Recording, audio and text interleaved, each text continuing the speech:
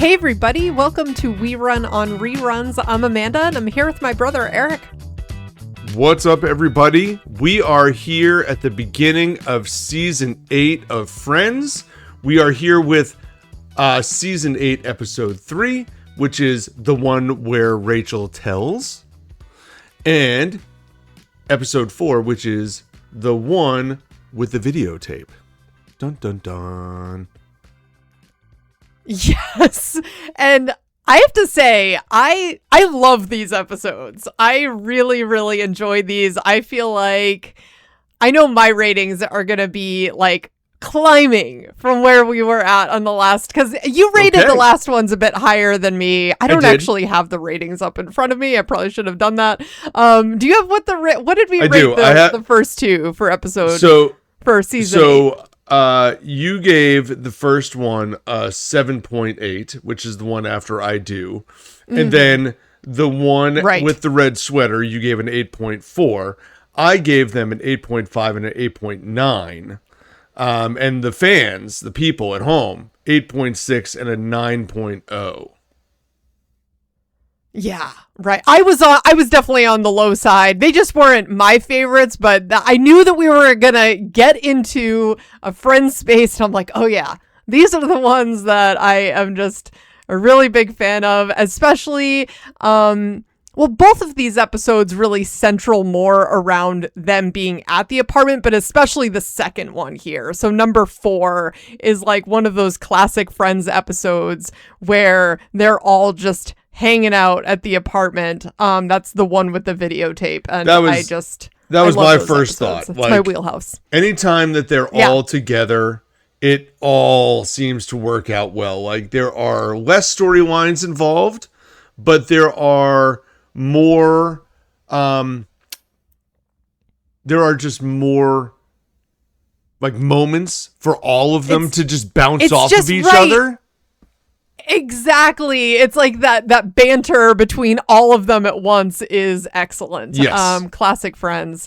So just as a reminder of where we left things at last week, we saw the wedding reception where the girls found out about Rachel's pregnancy.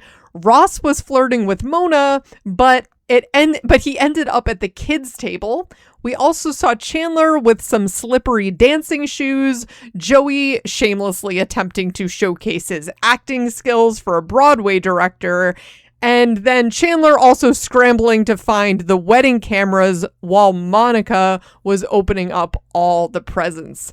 Finally, in the end, we saw Ross. We saw the group finding out that Ross was the father, because then Ross and Chandler too were the only ones that didn't have this information. So that's really where we left them, and we really open right back up to that same theme where it's like, hey, Ross is gonna find out here. This is where he's gonna have this information revealed to him, and it is great. Yeah, and I think this is part of why we say, wow, I always felt like this went farther, is because they do a pretty good job. Like, we all know that Ross is the father going into these 2 episodes, but then there's still 2 more episodes of kind of drawing out Ross finding out and the gang finding out the details. Right. So it feels like a very rushed, like, hey, Ross is the dad, but at the same time, we then get multiple episodes that kind of lay out, well, what happened? How did it happen? And Ross's reaction, which is also amazing. Yeah, I don't know why in my mind I'm always like, I felt like Rachel was saying, I'm not ready to tell him yet for like much longer than what actually went down. So that really that only lasted for a very brief period. It did not last long. And I will say her ability to change on a dime like that is questionable. Like, I'm not ready to tell him for 1 episode. Okay, now I can tell him. Right. Yeah. Well, I think like also I'm glad that she came to that conclusion, because you gotta I agree with Phoebe, you gotta just rip off the Band-Aid there. if you're going to keep the baby, then you got to just share this information. That's not going to change, you know? Like, it's not like you're looking to make this decision first and share other information with the father. Like, I don't know. If you're making that choice to keep the baby, you got to just tell the dad. So, do you remember... either way, you have to tell the dad. Do you remember How I Met Your Mother? There was a incident where there was like this mystery girl walking around that was like ruining all of Barney's dates. Do you remember this at all?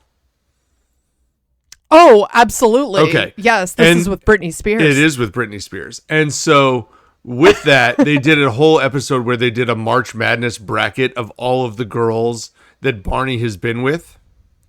Right, and they did all of these things, and they had I remember all of these moments from his past that we either saw or never saw, and just kind of made these stories up as we went, which was very funny, and it ended up leading to none of them, and it being Britney Spears, who wasn't even on the bracket. Like, what a Cinderella story! But the idea that would happen with Rachel here is really unlikely.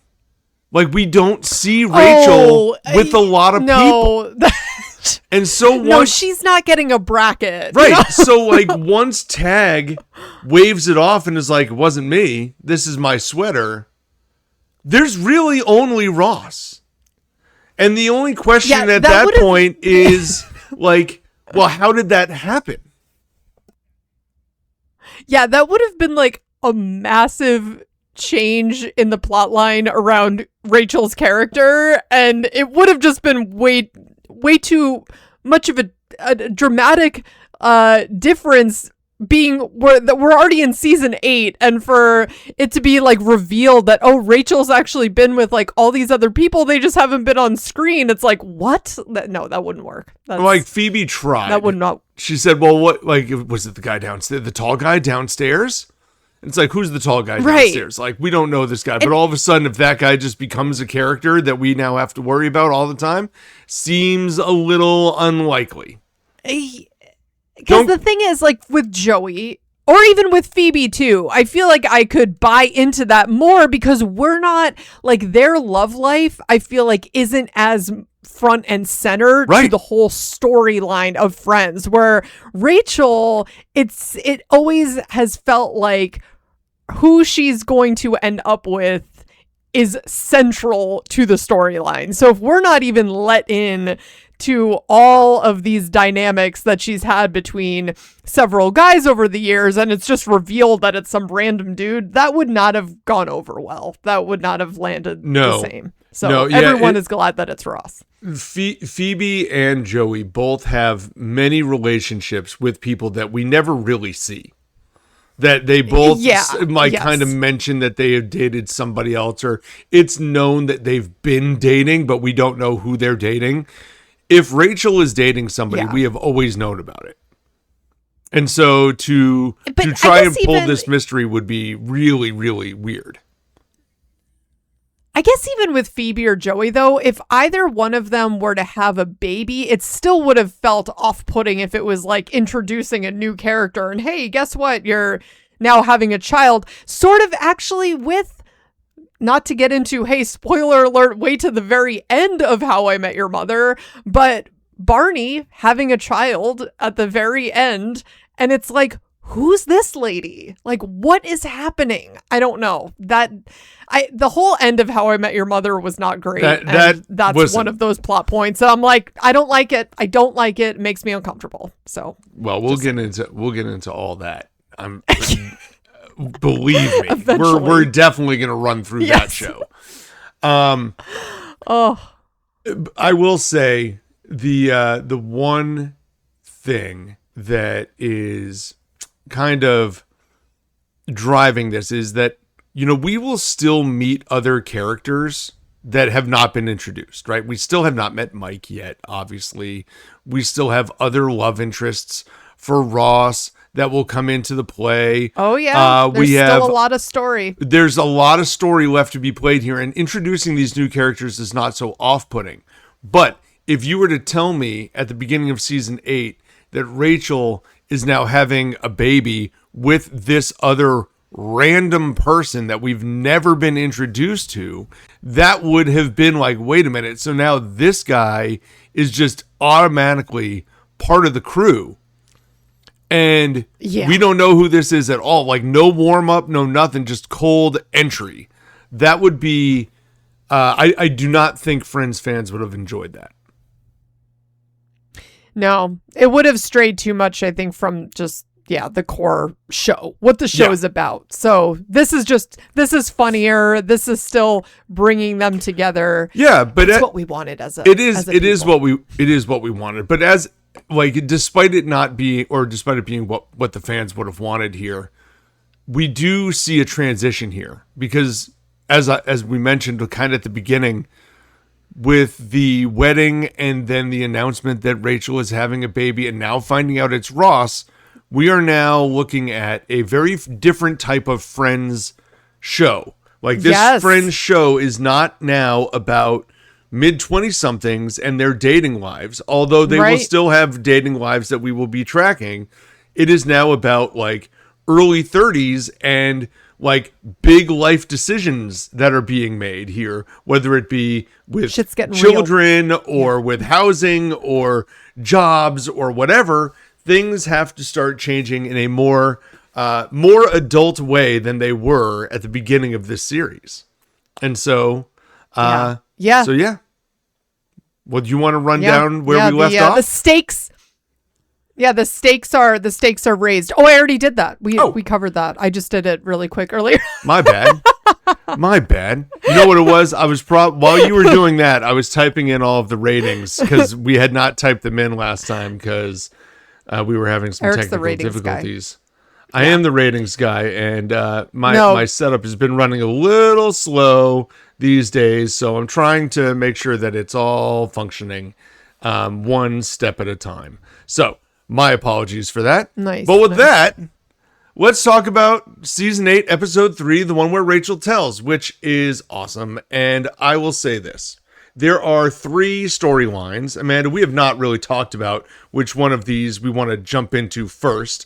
But we have the Rachel and Ross storyline. And the Rachel and Ross storyline is, about being told that Ross is the father. We have a Monica and Chandler storyline where they are separate from the group. They are off on their honeymoon, and they are getting a little competitive with another couple who's on their honeymoon. And we have Joey and Phoebe, who are back in New York and have realized that their keys have been taken from them. So, do you want to jump into some of these smaller ones first? Want to get them out of the way? Yeah, we could talk about let's since you just mentioned it last, we could mention the Joey and Phoebe storyline. We could run through that, which I like that we get another moment with Trigger, right? We do get Trigger back in the fold. So for this, if we're having a hard time remembering, back in New York, Joey and Phoebe realize that they don't have a key to Monica and Chandler's apartment as they've both been taken away from them. So Joey concocts a plan to have a fake gas leak, and the building superintendent, Mr. Trigger, comes up and decides, hey, you know what? Let's just bust down their door to fix the gas leak because, I can't find the key on this giant ring of keys fast enough. So the fire department comes in, breaks down the door, and then, of course, Phoebe and Joey have to call Monica to be like, hey, we smell gas in your apartment. Is it okay if we break down the door? It's like all they wanted to do was get into the apartment. And so when the fire department broke it down, it's like, well, we could have done that, as Phoebe said. Oh, my God. And what was the urgency for them getting into the apartment? To get into the apartment. Literally, it was just to get into the apartment. There wasn't like a goal outside of that I missed. Like, were they after just like some snacks or? I think they both. Well, listen, Joey was definitely after snacks. Like I think he felt like there was something in the fridge. Phoebe, I'm not sure exactly what her purpose was. Maybe she left like something in there. In all honesty, this storyline is whatever. It's what can we give Joey and Phoebe to do because Ross and Rachel are obviously having their big moment, and Monica and Chandler are away on a honeymoon. So Phoebe and Joey, I mean, they could have done anything with Phoebe and Joey. This was such a weird thing to do. I know. It's like, let's just break into their apartment. I think it was funny finding out that they like told Phoebe that they needed to give Joey her key, and they told Joey that they needed to give Phoebe his key, like for some like emergency situation, and they really just didn't. They just really took their keys for both of them, so that was pretty funny. But I enjoyed having Trigger back. I also like the little tidbit that we get in here, finding out that Ross and Trigger are in a yoga class together, because Ross shows up at one point and Trigger's like, yeah, just tell our teacher that I'm not going to be able to attend today. Namaste. And it's like, okay, that was unexpected. That was unexpected. We didn't even know that Ross was taking yoga, but imagining him with Trigger is great. Although Trigger did do the dancing with Joey as well, so we know that he's really into alternative exercise. It tracks with Trigger's character for sure. I would say I also liked that Phoebe has clearly taken Joey's key away from him, and she says to him something along the lines of, "Oh, it's okay. I'll get your key back to you as soon as I get it back from the key shining store." And he's like, "Okay." Yes. So clearly there is some mistrust amongst the group. Who has whose keys? I think this is also either the second or third time that Joey's had to get the door knocked down. Like, I know that there's like at least 3 or 4 occasions over the course of the series that Joey knocks down this door. Yes, this door has been knocked down a number of times. Yes. Eric, I have to ask, if the fire department is breaking in, like, would they just take an axe, or would they somehow try to like take the knob off, like out of the, I don't know. I haven't seen a door broken down with an axe. Like, I would imagine that if there was an active fire going, that would make sense. Maybe this is protocol for gas leak, but it just felt extreme. If they really believed that there was a gas leak, they would have like evacuated the building and all that stuff. So, well, if it was a gas leak, assuming that they don't evacuate the building and all that, the idea that they're going to sit down and like try and like take a doorknob off, I don't think that's the thing. If I don't know that they're going to take an axe to a door. I think they will literally just kick the door in. You know what I mean? Like, well, that's what I'm saying. Right. Like, Joey has broken down this door on his own a number of times. The fireman could have kicked the door open if he really wanted to, in a number of certain ways. It would have, like, broken the hinges and stuff like that, potentially, or the locking mechanism. But they could have done it without an axe. Yeah, for sure. But it is always painful to me watching the moment where Joey then decides to make sound effects of breaking the door down because Monica gives them permission to, after the fact, of course. And then he just shatters one of her awesome kitchen chairs. And I'm like, Joey, Joey, you just made it worse. You just made it it worse, like a whole lot worse. But it is what it is. Yeah. Let's move on to the other less important storyline. No offense, but we all know this episode's about Ross and Rachel. So let's move to the newlyweds here on their honeymoon, as Chandler and Monica are suddenly becoming very competitive with this other couple, and Monica, in her true form, is super jealous of this other honeymooning couple who is right in front of them and gets bumped up to first class because they're on their honeymoon. They also then, because they're in first class, get entrance to this first class lounge. And then the straw is finally broken when they are at the same hotel and they get bumped up to the honeymoon suite, at which case Monica yells out, "No!" And they try to explain. I like Chandler's explanation of, "Were you just 5 seconds later?" Like, We're also on our Yes, honeymoon. yes. We're coming to all of these things. You are just right in front of us every single time. And so we get nothing and you get everything. At which point, I love the idea that these two people turn around and look at Chandler and Monica and go, listen, we're just on our honeymoon here to like spend time together and enjoy each other's company and like, you know, celebrate our love for each other. We don't need any of this stuff. And Chandler looks and smiles lovingly at Monica and then looks back and is like, yeah, we need the stuff. Yeah, we need the stuff. Yeah. That is something that I have said to Tina regularly. I'll be like, no, we need the stuff. Now, to be honest, Tina and I don't need the stuff, but it's such a great line whenever you are trying to acquire something.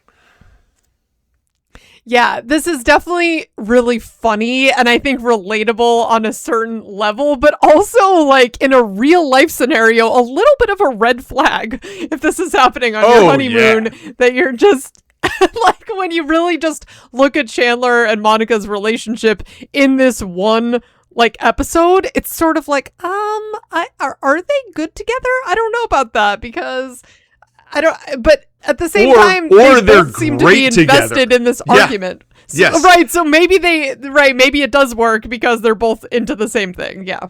I think the difference here is when I see this, like for a honeymoon perspective, I would imagine the first couple has not been together nearly as long as Monica and Chandler have been together. Right.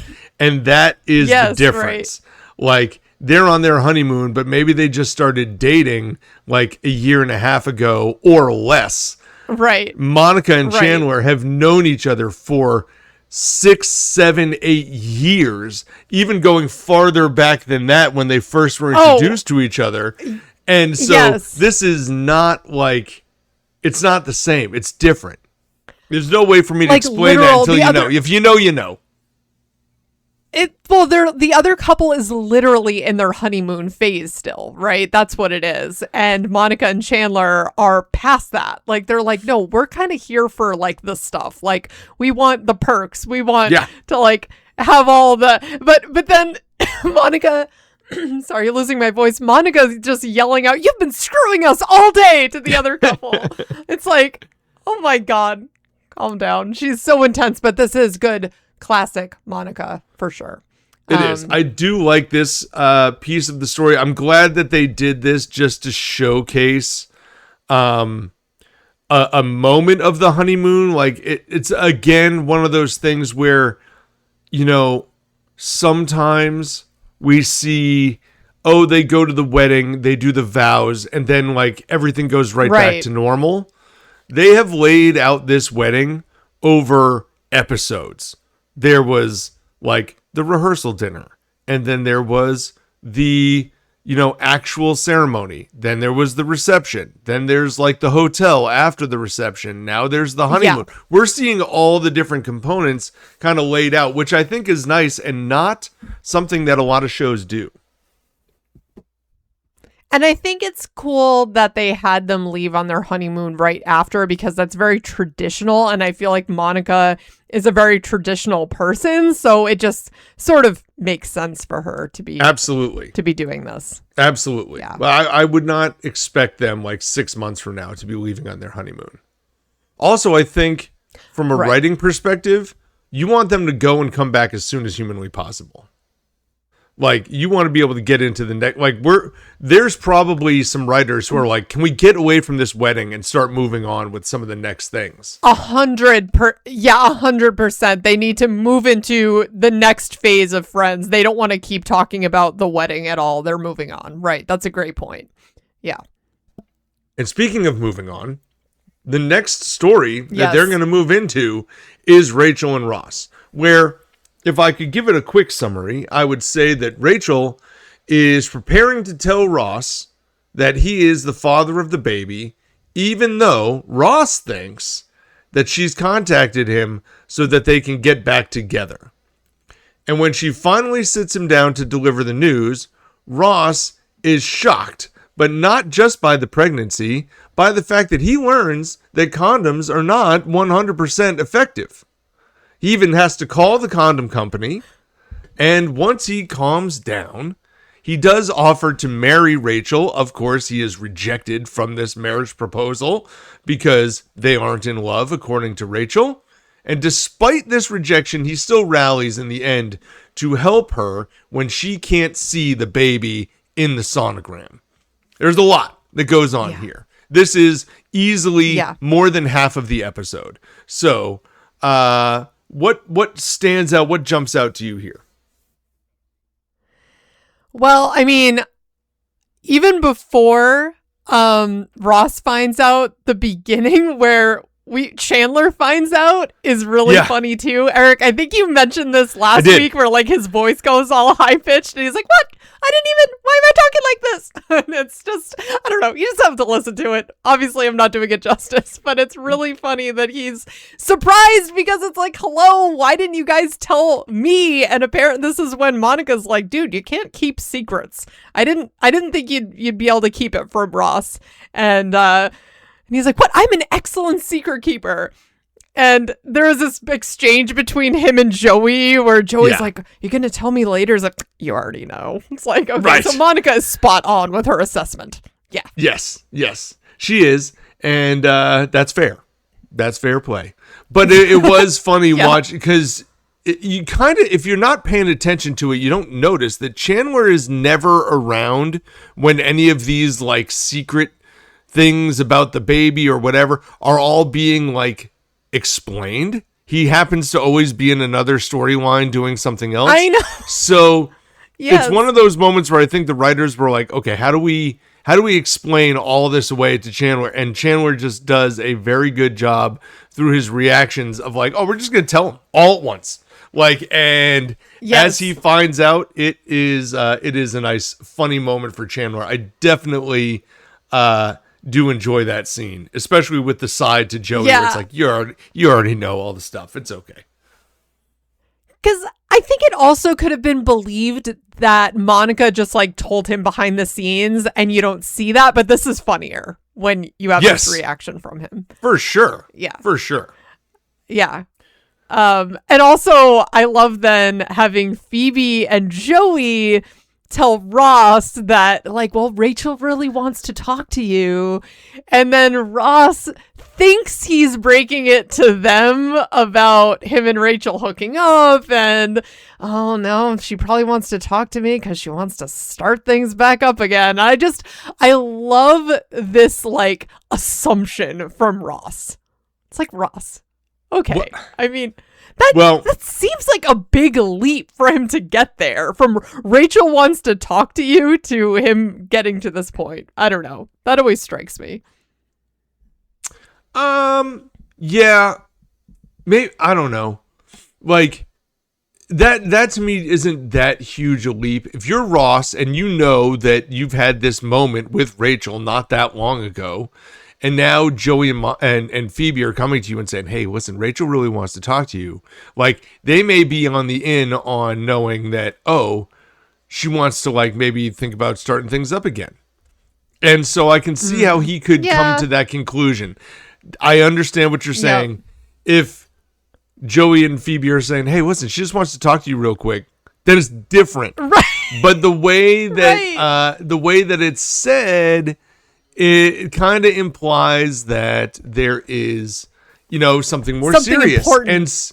And so I can see why he would make that jump. That being said, he should have taken note when he tries to explain, like, well, listen, 6 weeks ago, Rachel and I slept together. And they're like, and? Like, no, like, yeah, we know. Oh my God. Yeah. I'm sorry.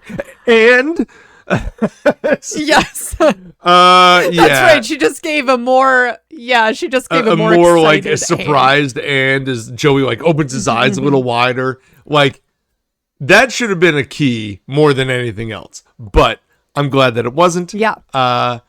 But I do love the fact that they're there for that moment, and then they overcook it in the next one when he comes back to try and explain to Joey and Phoebe that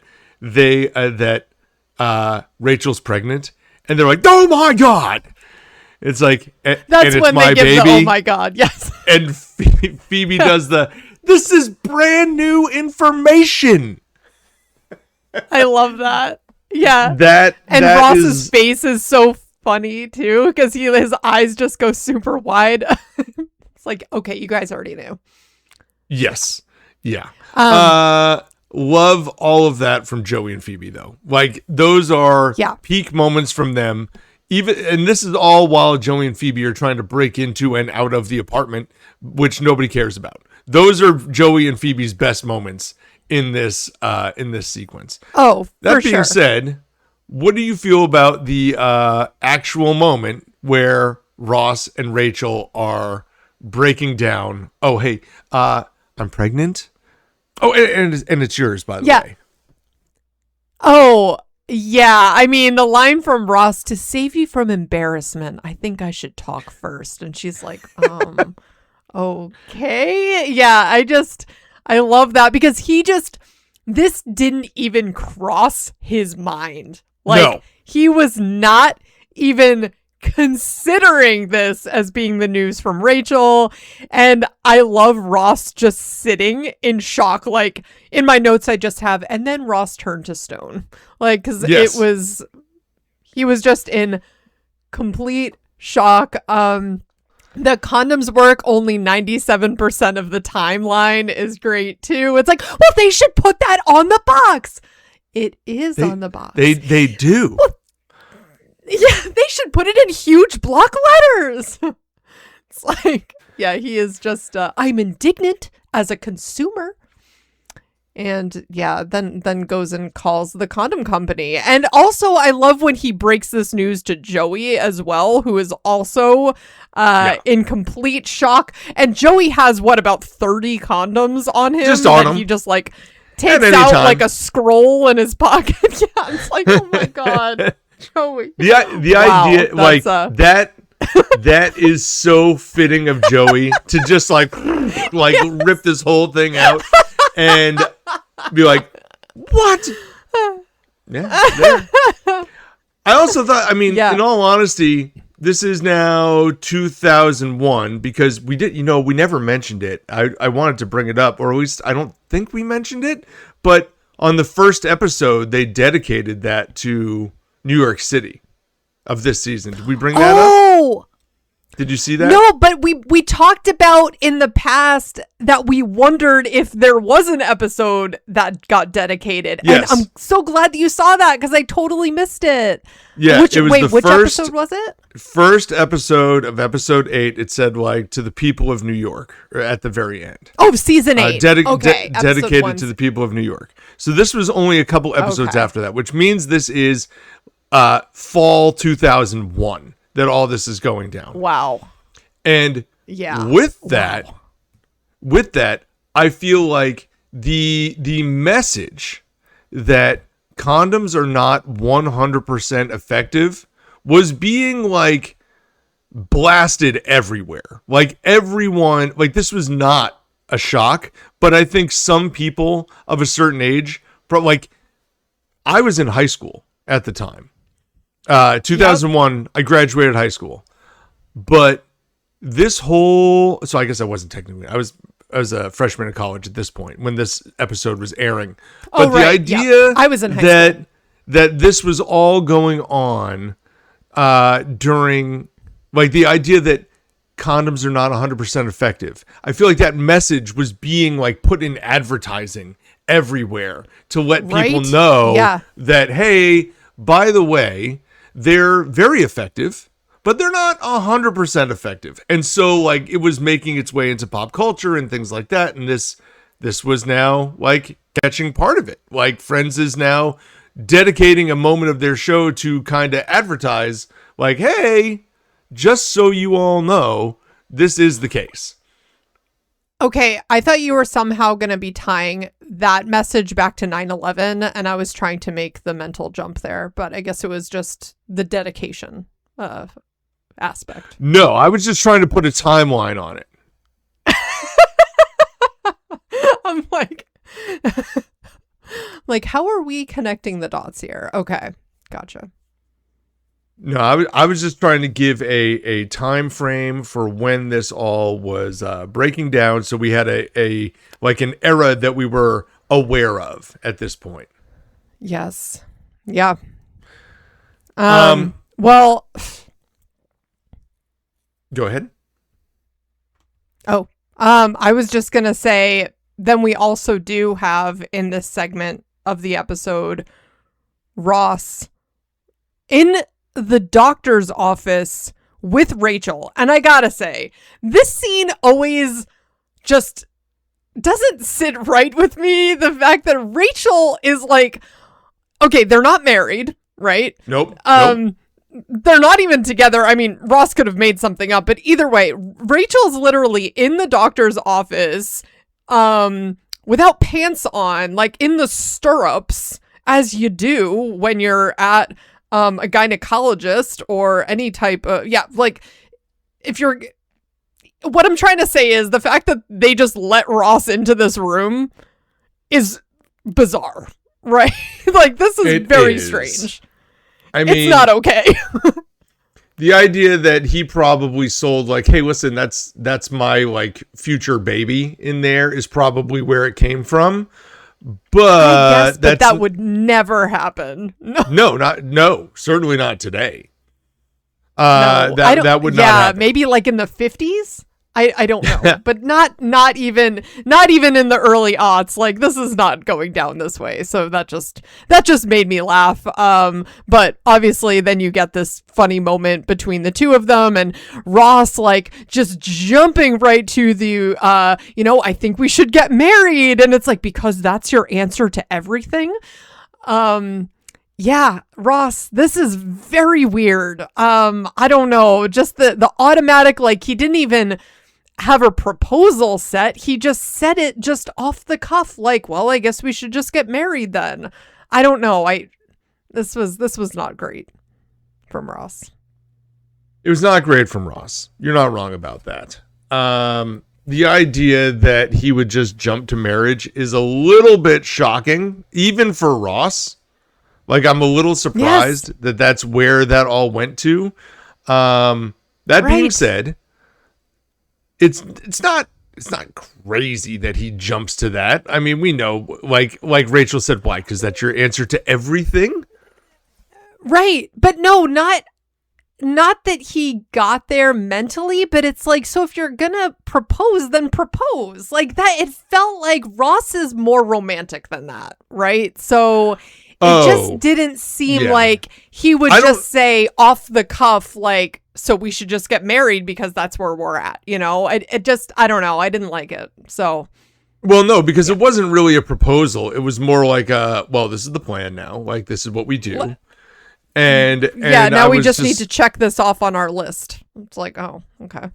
No, it did not work well. And I don't know. There's something that you're right. There's something about this scene that sits a little weird. However, I will say throughout some of this weirdness, I love the idea that Ross is constantly being told, like, no, you can't do that. No, we're not going to do that. No, this. And he's struggling to even just like understand this information at this point.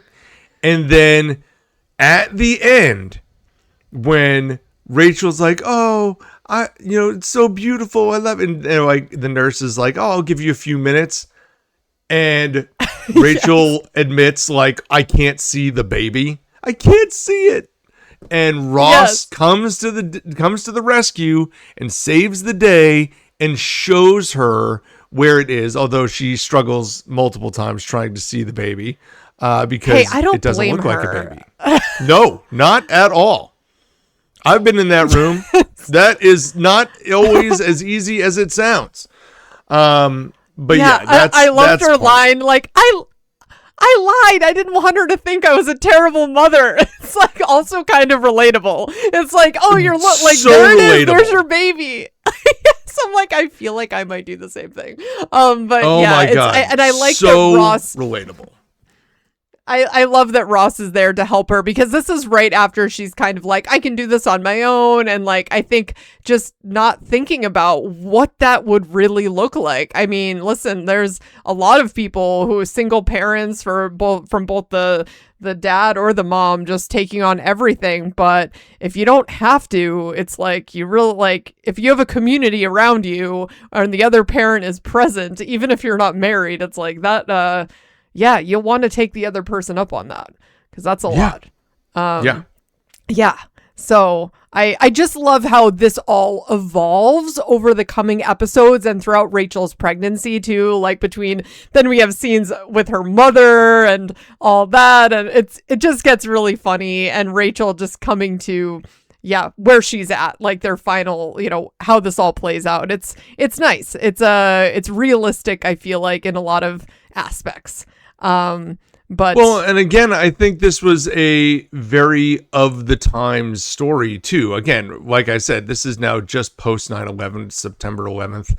It's 2001, and not that being a single mom didn't exist until 2000. That's certainly not true. But the idea that Rachel is going to have a baby and is totally fine being on her own with the baby and raising the baby. This was a more accepted philosophy as the 90s and 2000s rolled around than it certainly was in the 80s and 70s and 60s and 50s and going backwards. Yeah, it's like, let's just think about this though from a practical standpoint, right? Where's Rachel living right now? At Joey's. So Rachel's living at Joey's. Yes.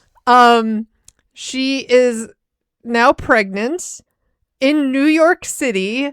It is the early aughts. Things weren't quite as expensive, nowhere near as expensive as they are now, but still, like, I'm trying to wrap my mind around, okay, so you would need childcare. Like, has she thought any of this through? So I sort of do understand, like, Ross's concern, and I think Monica's the concern that she expressed. It's like, have you really thought about all of these things? Like, I'm happy that you're happy about this, but wow, that's a lot.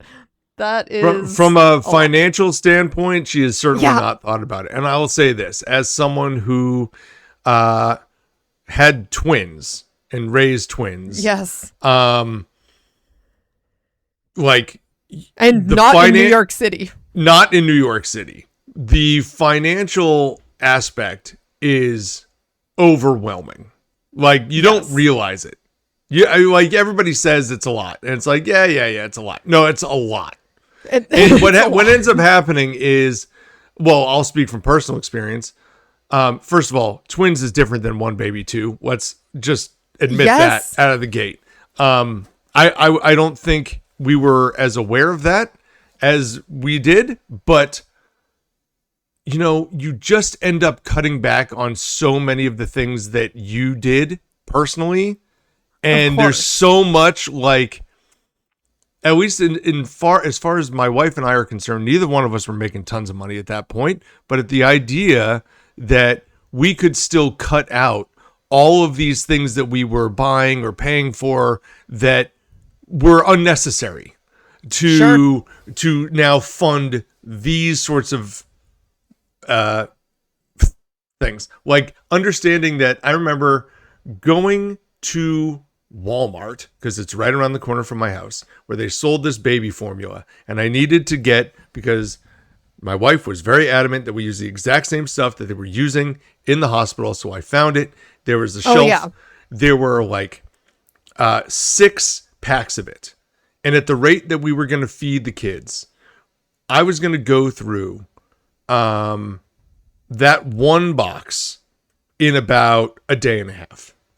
So I needed to buy all 6 to maybe get through just more than a week.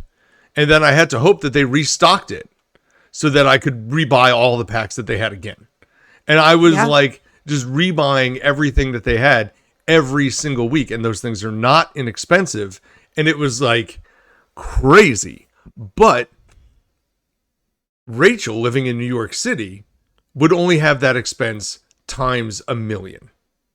Oh, right. That's what I'm saying. It's like really thinking about this. Yeah, just from where she's living, where she's at in life, and taking this on. I mean, hey, more power to her, but it's hard to wrap your mind around. It is hard to wrap your mind around for sure. But I will say this. I think the point of doing this is, I don't know if Friends felt they had an obligation to do this, but I think some shows, we both watched a fair share of Beverly Hills 90210, right?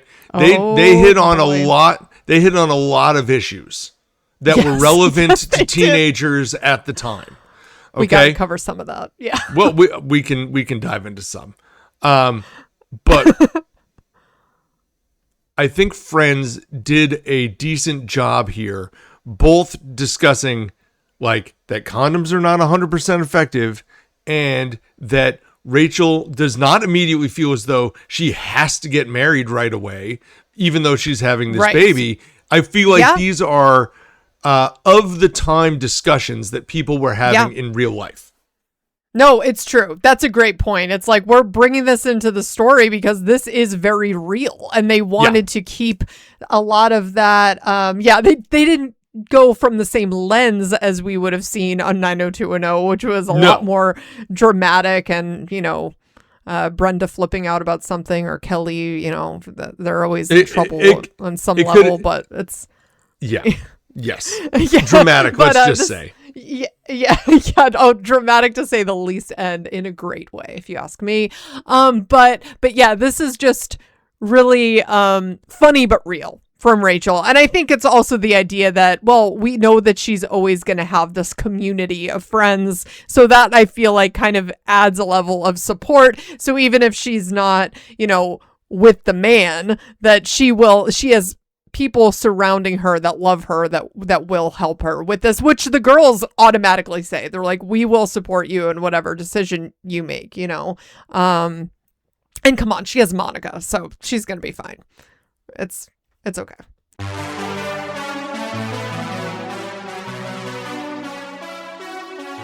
So now let's talk about episode 4 of season 8, which is the one with the videotape. And then in this one, we've got really one plot line. There is a secondary plot line of Monica and Chandler returning from their honeymoon and talking about another couple that they met, Greg and Jenny, and realizing that, they got a fake phone number from them, and so they can't really contact them back. But despite all of that, this is really about the night that Ross and Rachel got together and all the details that surround that. Which of these, I assume you want to talk about Monica and Chandler first. Yeah. I mean, what else is there to say here? Go ahead. What jumped out to you, I guess, in this storyline here? Yeah, I mean, the fact that they gave them a fake number, and then Monica somehow found them in the yellow pages at the end. Apparently. Like, how did this even unfold? And this wasn't even a couple. They just met them on the flight home. I assumed that it was the couple that they met on the way out that they yelled at, but apparently it's not. Like, I don't think so. I don't think so either, because they met them on the way home, and they would have seen those people on the honeymoon the whole way. Yeah. And they just paint such a vivid picture of what that conversation must have been like with this couple. And it almost made me think back to the woman that Joey was dating that just could not handle spending more than one day in a row hanging out with Monica and Chandler. And she and Monica got in that. Who was that actress again? Is that Elle Macpherson? Was that her? Yes. Yeah. And it's just joke. It just reminded me of the same impression that they gave to her, and that maybe you guys are better in a vacuum. This is Maybe you're all friends just with each other, and it works out perfectly. But not everyone's cup of tea. Yeah, we love Chandler and Monica, but not everybody's going to love Chandler and Monica. Yeah. And I do like, I mean, to me, this whole thing is done just to set up the idea that people get fake numbered and fake named. As we then learn that Joey has used fake names. He's Ken Adams. And Phoebe has used the name Regina Phalange, which also comes up a few times later on. But not only that, but then at the very end of the episode, we get this moment where Monica has finally called, like you said, found him in the Yellow Pages, and is essentially chastising them for giving them the wrong number. And then this is the not guy the move, is like, Monica. And the guy's like, oh, we're free on January 15th, which is in real time about 5 months away. And they're like, okay, we'll see you then. And it's like, oh, come on, guys. Like, have some respect. And just hangs up the phone after. To me, I'm thinking, well, they're changing their number. Like, that's... For sure. Yeah. Or they're, like, immediately installing, or they're just going to start screening all of their calls because this weird couple has now started stalking them. That would creep me the hell out. So you give someone a wrong number. They somehow track down your number, even though I guess they must have had their last names. I don't know. Or she spent really long time like calling every Greg and Jenny. Going through the Yellow Pages by first name would be insane. That's nuts. This is crazy. That's not a thing. That's not a thing. I do. Can you imagine trying to call every Greg or Jenny in New York City? No. This makes no sense. We just have to accept it as a viewer that somehow Monica, in her insanity, was able to track down their exact number in the Yellow Pages. I feel like Chandler would have stopped her before it went this far. This seems like a moment where Chandler just would have been like, okay, we need to reel it in. You need to get perspective. I will say I do appreciate the conversation that is had with them, and also Phoebe and Joey, where they're saying, oh, now we have like a real couple to hang out with. Yes. And Phoebe and Joey are like, what, a couple, like two people, like 1-2 people? And it's like, nah, it's not the same though. It is not the same. Like if you are in a couple and you are looking to hang out with a couple, you are not looking to hang out with two single people. It's different. I mean, yeah, it is different, but then it's kind of the question of, well, what are you seeking out? I guess it's like if you're looking for that dynamic where you can kind of share with each other, these are some things that like we're going through, and like relate with each other on like a I think that's what it is. Yeah, and it's like, oh, this is the stage that we're in, like what stage are you guys in? You know what I mean? Kind of relate on that level. It's going to obviously be different. And I think also maybe there's something to be said for their, like, it's a new experience in their life, you know, they're newlyweds and looking to have this other new experience with this, like, this couple that is unfamiliar to them, and kind of evolve in that way, right? Like, it's like continue to progress and grow. As we've talked about, they're now in this other stage of their life. So the idea of bringing in other people, that's going to happen at some point. I think this is literally it, because if you are in a couple, you are experiencing things in your life that are different from those people who are single. If you are single, most of the time, I would argue that when you're out and about, you are always on the lookout for potentially dating somebody. Like, that's always going to be towards the forefront of your mind. Where if you are in a couple, that is not a thought. Like, that's just not part of it. Like, you are discussing with this other couple other things that are going on in your life that are not dating, because you're in a couple. Meanwhile, the single people, I'd say, like, as we've seen in Friends, what's the number one topic at the coffee shop is who they're dating and what the love life is and blah, blah, blah. That's always the number one thing. And once you're in a couple, that's no longer the conversation because you already know who they're with. And that's it. This theme is actually in one of my favorite How I Met Your Mother episodes too, with Barney and Robin going over to Marshall and Lily's house, and Marshall is so excited. Well, they both are to have a couple friend. I was actually thinking of a different episode of How I Met Your Mother, but it's the same idea.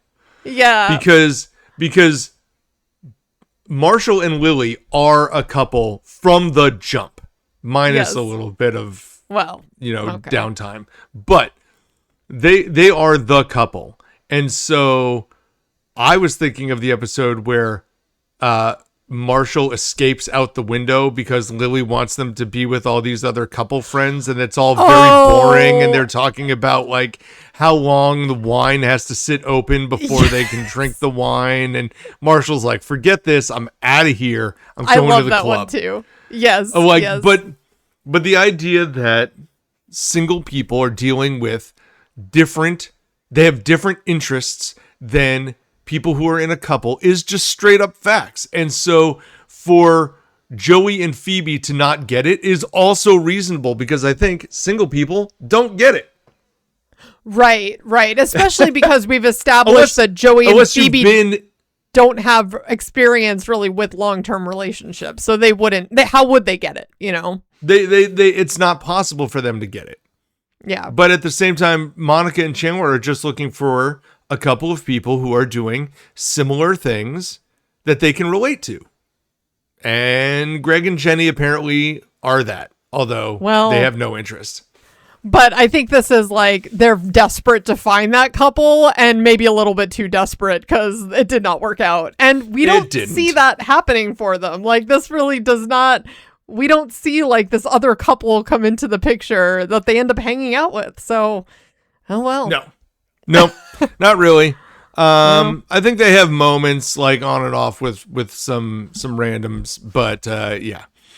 That being said, we all have to dive into now the Ross and Rachel side of this with the videotape, the second videotape that Ross and Rachel have now starred in here. The first being the prom video, and this now being the video of Ross taping Rachel and him together on accident, sort of. So, really, how this story breaks down is that while the two of them are trying to tell the rest of the gang how it all went down, Ross feels as though Rachel has lied, that he came on to her when he thinks that she came on to him. And to settle the debate, Ross reveals that he's actually videotaped the entire thing. And Rachel does not take happily to that. But Ross then explains to the rest of the gang that he was originally just trying to record himself practicing this dating trick that Joey taught him, which was this backpacking across Western Europe story, after he failed to do it appropriately in his first attempt. Ross forgot the camera was running, and when Rachel came over, it recorded the whole thing. And it does seem like a honest mistake, as Joey would say. It does. But then the group demands that the tape is viewed. And we end up learning that Rachel is the one who set this whole thing in motion. Okay, again, I take issue with Monica here.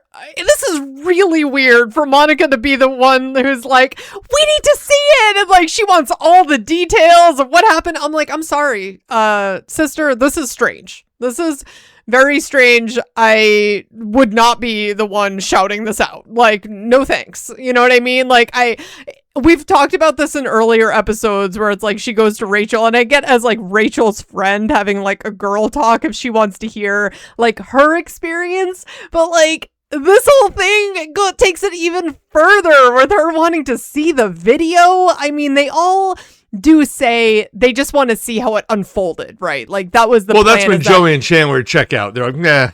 Yeah, exactly. They're like, no, we just want to see like who came on to who. Oh, who came on to whom? I love that moment with Joey. That's Joey right. breaks out the academics. That's right. And he's not wrong. Yeah. I know. Yeah. But listen, the idea that I know what you're saying. The idea that Monica of all of them is the one to jump out and say, "Hey, we really want to see it," when Ross is her brother. Yeah. Is weird. And No, I will say this. I think they just flirt with that. Yeah. The construct of Monica being Ross's sister is not really as important in this moment as Monica being Rachel's friend. Right. Yeah. And so yeah, like there are things where suddenly Monica and Ross are more siblings. There are moments where they're just more friends. And in this moment, they're more friends. Yeah, it definitely bounces back and forth. Yeah. I also like the detail that originally in their story, Ross is offering to help Rachel with like work that she's had, that like you just picture her like coming home with some like fashion work, but really we find out that it's the invitations that she hasn't sent out for the wedding, and that's hilarious. Yeah, so that's when they're rewatching the record, or when they're all watching the recording together, and it's like discovered that Rachel hasn't sent out the invitations when she said she was going to, and now she needs Ross's help, and now she's just complaining about Monica. I'm like, oh man, this is great. Yeah, all of that is awesome. I like this whole storyline. Like, it doesn't throw me that Monica's the one complaining, like, to say, hey, we need to see this, because all four of them are doing that same thing. Like, I like the scene, and I've seen the outtakes for it a million times, when Rachel throws the tape on the ground and goes to stomp on it, and the four of them are like, oh, no. Yes, like, I love that. Like, don't, yeah. And, like, they do that so many times, trying to, like, get through the scene. It's quite funny. Yeah, I like that. I think that's when Monica does yell out, "The hell yeah, we want to see it." And, yeah, that's when she says it. Yeah, and Phoebe Rachel clarifies, like, well, not all the part, just the what led up to it, so we can see who came on to who.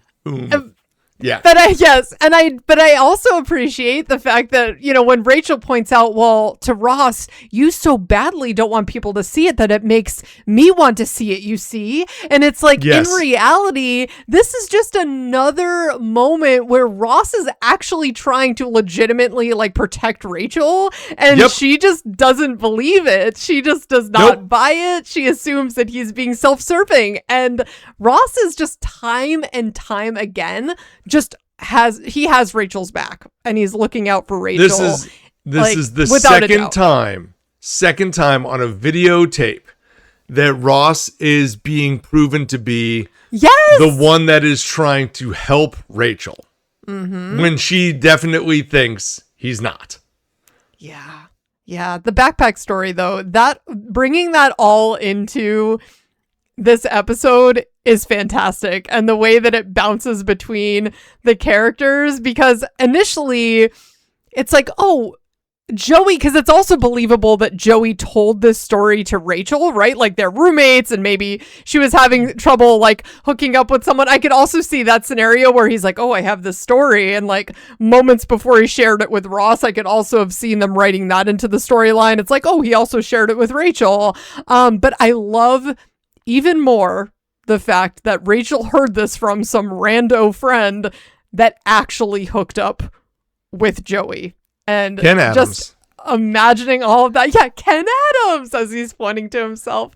Yeah, no, she heard it from some dude she met, Ken Adams. It's like, wow, Joey has really gotten around.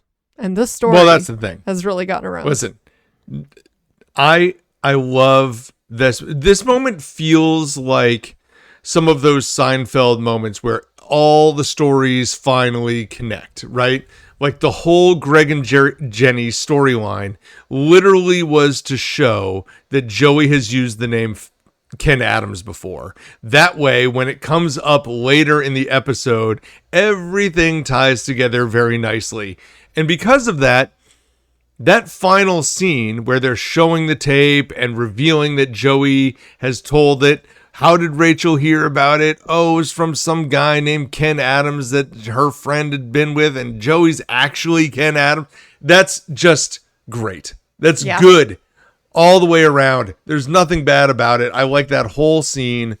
And again, all it is just the six of them being around each other, and it's just ping-ponging back and forth off of whoever happens to be the last one speaking. You know, like they're all in it.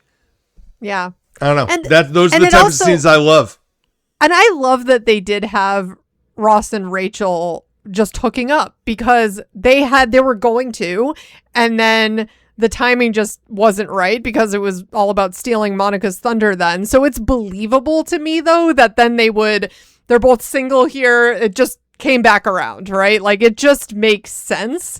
And so I like that part of the storyline. I like that, hey, we originally had Rachel being the one who was hitting on Ross back, like, when she was stealing Monica's thunder. So it makes sense that, you know, she would still, again, be the one to approach him, because Ross was always the one to take a little bit more time. And he admits here that, oh, if it wasn't you, I would have, like, you know, made the next move anyway. So they were both into this moment. But I like that, Rachel subtly, she thought that she was going to go undetected as being the aggressor here, but she was not. That's the funniest part of this whole thing, is that when you really break it down, Rachel knows that she used the story. Yes. And she thinks she's going to just pull this off on everyone as though none of them have heard the story before, which is true to her perspective. None of them know this story, but she is the one who laid it out there first. I'm also wondering, though, how she thought that this story would have worked on Ross, because they know everything about each other's lives. How is she telling this story to Ross? And also the fact that if Ross knew about this story, the fact that he wasn't just cracking up in this moment is also funny to think about. Like, because I think anyone normal in this moment would have just started dying laughing and just been like, what's happening? Like, are you serious? Like, what are you doing? This. Right. But I guess in the moment, he just wanted to go for it. So he was just putting all that aside. Right. I was going to say, I think in the moment he is willing to accept this. Yes. So he's like, I'm not going to ruin this by calling her out. Let's just go for it. Yes. Yeah. But I feel like that would have come up after the fact, though. Right. Like, in saying, like, hey, nice story, by the way. You know what I mean? Like, I don't know. It's just, I feel like that would have been brought up in conversation, but it was funny. Ross he's a classy guy, I guess. Sometimes. You would think. Yeah.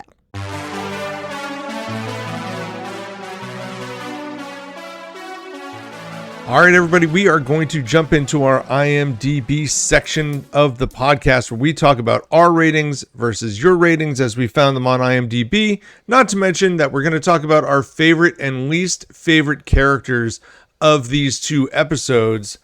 I'll go first here. I'm going to make it real easy. Ross is my favorite character. It was Ross or Rachel. There was no other option as far as I'm concerned. And I'm just going to pick Ross. Like, between his reaction from Rachel telling him, his conversations with Phoebe and Joey. Yes. His whole videotape segment with Joey and with Rachel, both on the tape and watching the tape. I will take Ross. I will say Rachel was super close. But if I think back to these episodes, I will always think of Ross's reactions more than hers. Yeah. Yeah, I agree with that. But I ended up picking Rachel. So fair enough. But I agree. I was like on the fence. It was either one of the or the other for me as well. I just love that scene where she's like telling Ross and her reaction to like, I'm just going to read this magazine. Like, let me know when you're ready. And her just like, I think we didn't really talk about this, but I do appreciate the fact that she just like cut to the chase. Like she didn't like beat around the bush at all. She just was like, yeah, I'm pregnant, you know, and just put it out there. And you're the father, by the way, you got that. Yeah. I also love with that though. Yeah. The scene that she did in the doctor's office. Yes. Great. That's what I was going to say. Yes. Yeah. Loved her in the doctor's office. And Eric, I think this is the same doctor that in a later episode says like, please don't name your child Phoebo. Love that line. I think it's the same. I believe so. Yes. I believe they keep that same doctor around. Yeah. She's great. Rachel is awesome and all this. And that goes all the way through the next episode, right? The whole videotape, even though she's the one who ends up being in the wrong, she is great. I think it is more questionable who our least favorite characters are. I think if I'm betting, I bet we picked the same person. This was a tough pick. And for me, I felt like I ended up going with Joey. And we are not picking the same person. I really liked some of the scenes with him, but I just felt like overall, even though it didn't take up a large part of the episode, I did enjoy seeing Monica and Chandler, like, you know, getting all upset because the other couple was in front of them. And like as you said, like, what were they, 30 seconds or you or us, like just 30 seconds. We're you just 30 seconds later. And just the whole idea that like a couple gave them the wrong name. I like that whole bit. I like seeing them together, you know, now that we know that they're married. And it's just, I thought that they both had funnier moments than, Phoebe and Joey, but I liked Phoebe's moments more than Joey's. So yeah, went with Joey. But they were all, it was kind of tough for me to pick a least in these. I will strongly disagree with you. I like the Joey and Phoebe moments way more than the Monica and Chandler moments. While I do like the honeymoon sequence of being like, 10 seconds later? I think you said 30. It's somewhere in that range. Yeah. Yeah, those are okay. It's the Greg and Jenny back at the apartment that I think is the weakest part of both of these episodes. And that includes Joey and Phoebe trying to like bang down the door. Yeah, which so is random. Not a great segment, but Joey and Phoebe seem to deliver. And not just because of that, but because in that episode, they both also interact with Ross as far as this is brand new information. That's why Phoebe was funnier to me. Yeah. Yeah. So with all that, I have to go with Monica or Chandler. And in these two, I think I'm going to land on Monica being my least favorite. I think she was more present. I think Chandler was actually more in the background between the two. But I also will say, I think there were just components of Monica where I was like, listen, Monica, you are going off a deep end here. That is Monica. Did not care for that. And you're right. That is Monica. But so be it. Character flaw that I'm not a huge fan of. I think a lot of people are on that same page with you with Monica's character. Where we have this rated, I think is going to be very interesting because I went back and forth on a number of numbers. Oh, okay. And I feel good where I've settled. I think I might be a little high for myself, to be honest, but I'm gonna be okay with it. Okay. So I'll have. Do you want me to go first? Which one is your favorite? Okay, between so the two? I liked episode 4 just slightly more. The one with the videotape. I'm with you. Because I'm on board with this analysis. Yeah, because Videotape is better than Rachel Tells. Yeah, I mean, as I said at the beginning of this podcast, I really like both of these episodes. They're both ones that I could rewatch time and time again, but the one with the videotape, slightly better. I gave that one an 8.8. And I gave the one where Rachel tells Ross an 8.7 because also to me that scene where she tells him is so classic.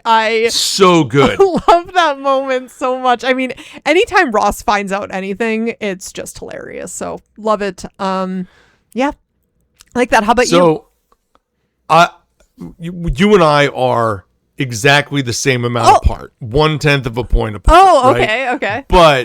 But I am higher than you. Okay. I have the one with the videotape being a 9.1. Okay. And then the one where Rachel tells is a 9. Yeah. So I'm putting that into the spreadsheet now. I don't hate that. And I will say, going into the 9s, I'm a little, well, going into the 9s, I feel like is reserved for like the top episodes. Okay. And while I don't know that either one of these will rate from the IMDb people as the top episodes, I am willing to forego the Joey and Phoebe breaking into the apartment section because that Rachel telling Ross sequence is so good. And then seeing Ross with Phoebe and Joey is so good. And then seeing them at the doctor's office is great. Like all of those moments are good. That being said, I love the videotape one even more. And so I'm going to give it just a slight edge. So I've got, where are the ratings here? This is episodes 3 and 4. They are not quite as close together, but the one where Rachel tells, which I gave a 9 and you gave an 8.7. The IMDb people gave a 8.6. Oh, okay. So we're pretty close. We are. You are pretty close. Yeah. Okay. You're pretty close. I'm like a half a point higher. And then the one with the videotape, I gave a 9.1. You gave an 8.8. The IMDb people gave it a 9.2. Oh man. Okay. I can totally get on board with that. I feel like I don't know why I stayed in the 8s. I should have went to the 9s, but yeah, I like it. I like that rating. I fully support that. I do too. IMDb people say that 10 times fast.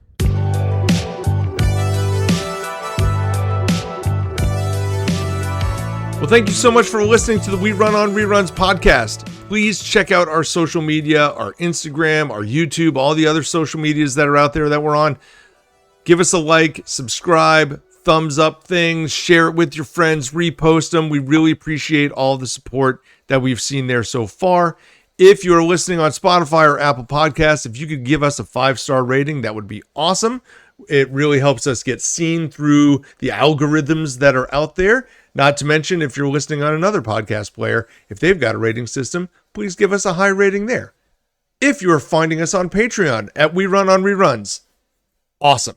Thank you. We support you. Thank you so much for finding our Patreon account. We really, really appreciate it.